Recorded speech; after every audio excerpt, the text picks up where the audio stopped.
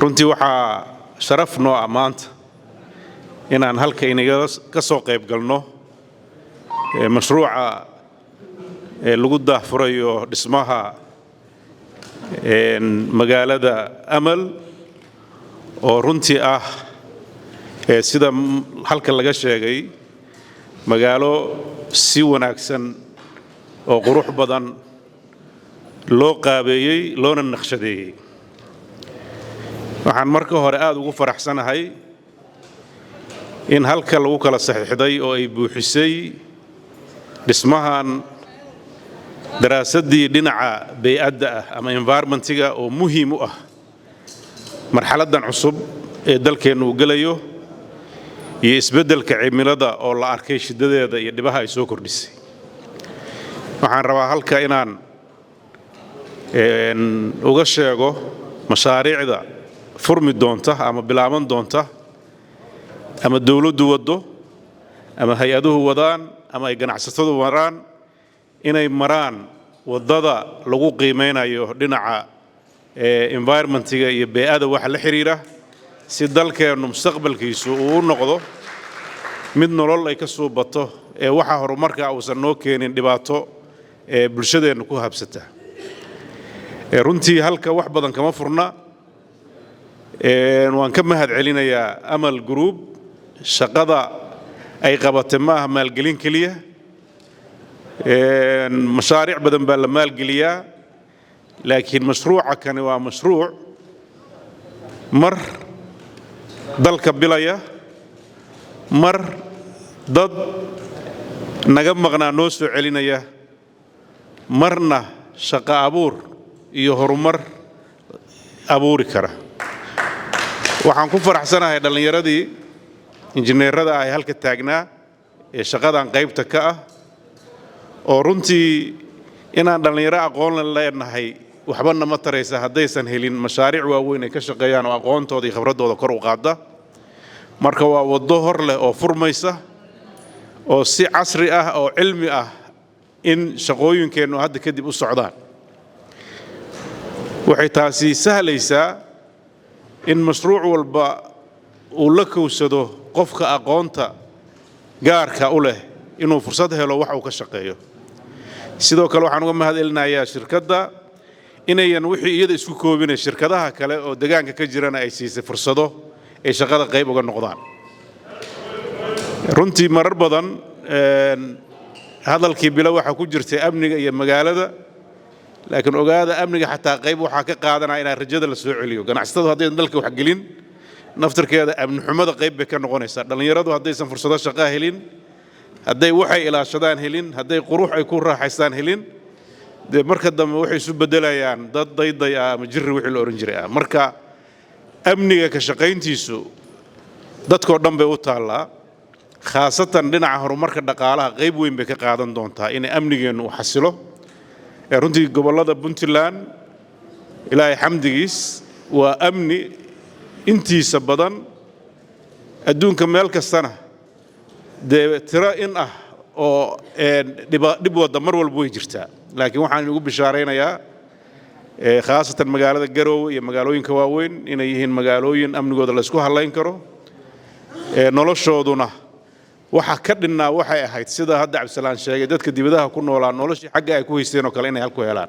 hadday tahay tacliin hadday tahay caafimaad hadday tahay guryaha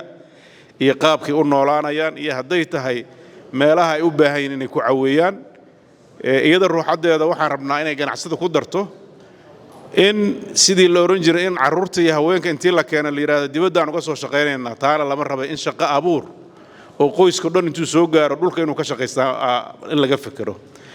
maxaa yeelay haddii carruur iyo hooyo halka lagu soo sidaayo raggii intay tagaan dhahan waa soo shaqeynaynaa iyada naftarkeeda dhibo kala ka abuurmaayo oo bulsho. marka waxaan u baahannahay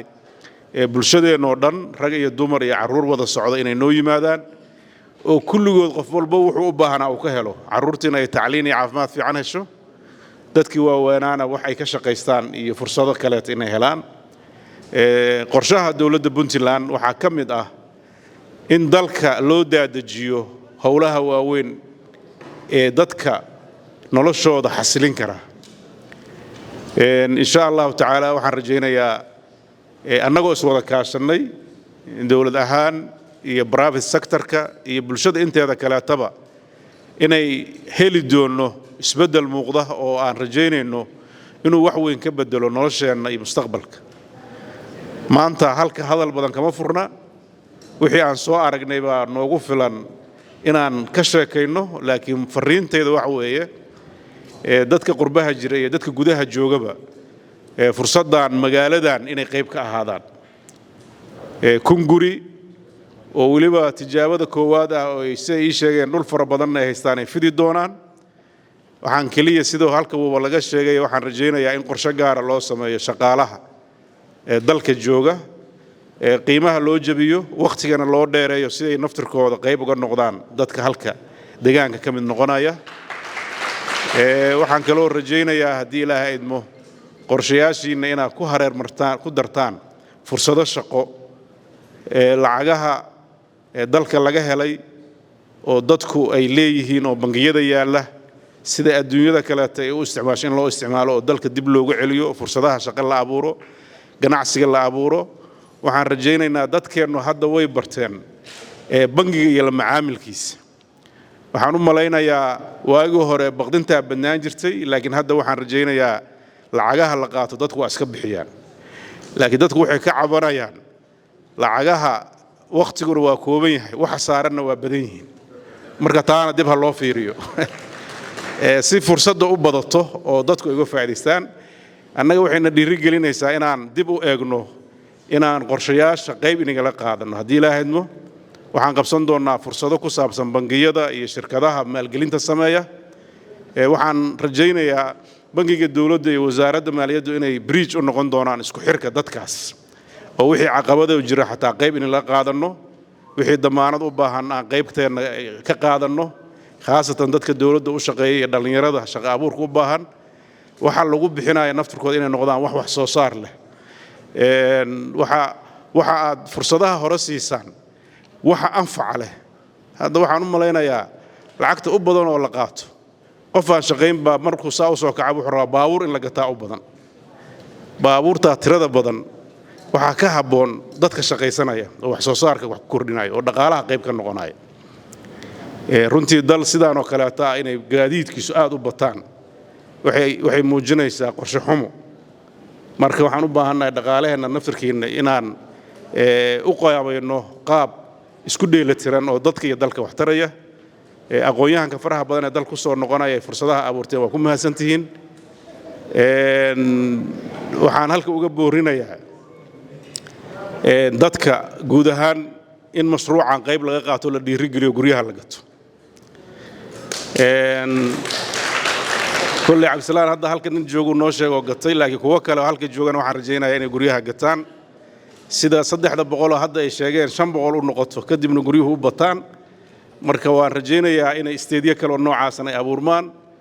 أنا جنا مسؤولية وين بان إن شاء الله كقادن دونا مجالدان وان كوضع شقين دونا حاجة عافيماتك حاجة وحبر الشدة هي حاجة أمنية يو maaragtay stationka booliiska iyo wixii laga dhisay dhan waxyaabaha dawladda khusay oo dhan si dhow baan insha Allah in la shaqeyn doonaa waan dhiirigelinaynaa insha Allah kuwan iyo kuwa kale oo magaalooyin kale ka abuurmaayo intaba waan dhiirigelinaynaa aad baad u mahadsantihiin shaqada wanaagsan aad qabateen waan ku mudantihiin